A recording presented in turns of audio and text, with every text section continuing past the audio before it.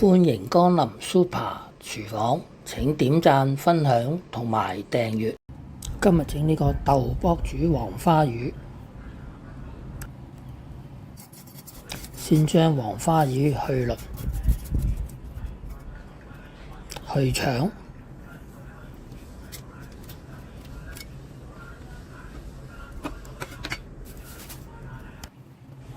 跟住將黃花魚沖洗乾淨，特別係沖洗中間嗰條魚血。如果唔沖洗乾淨呢，食條魚會好腥。由於條魚大條，咁我哋就切開兩邊，放啲鹽落去，將條魚醃兩邊，醃佢大約10分鐘。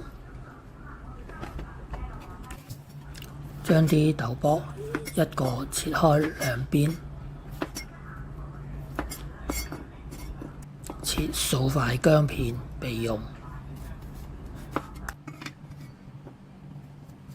啲魚大約醃咗10分鐘啦，放啲生粉落去炒勻條魚兩邊，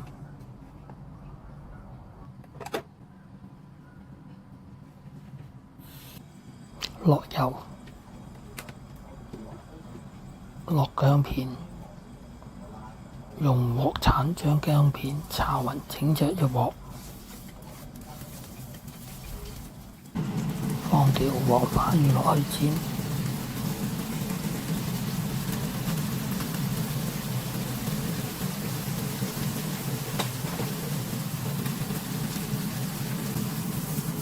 煎到條黃花魚變金黃色，咁我哋就反轉再煎另外一邊。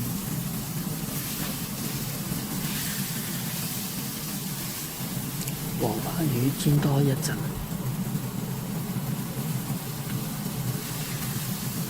見到兩邊都煎到金黃色啦，咁我哋就燜起佢。熱水放啲豆卜落去，用鑊鏟壓去豆卜裏邊嗰啲油，跟住就燜起佢，倒去多餘嘅水分，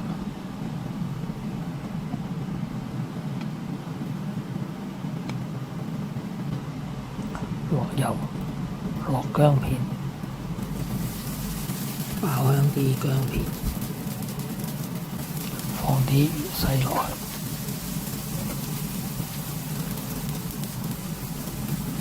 加少少水，再放埋啲豆卜落去，跟住就冚蓋，將豆卜煮熟。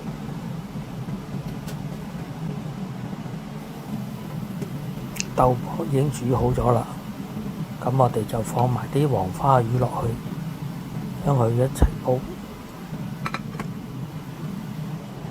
焗佢大約3分鐘。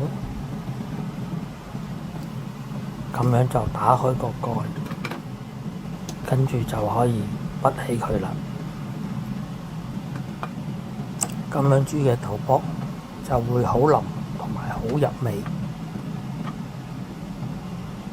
豆卜煮黃花魚咁樣就完成咗啦。睇完片之後記得俾 like、分享同埋訂閱。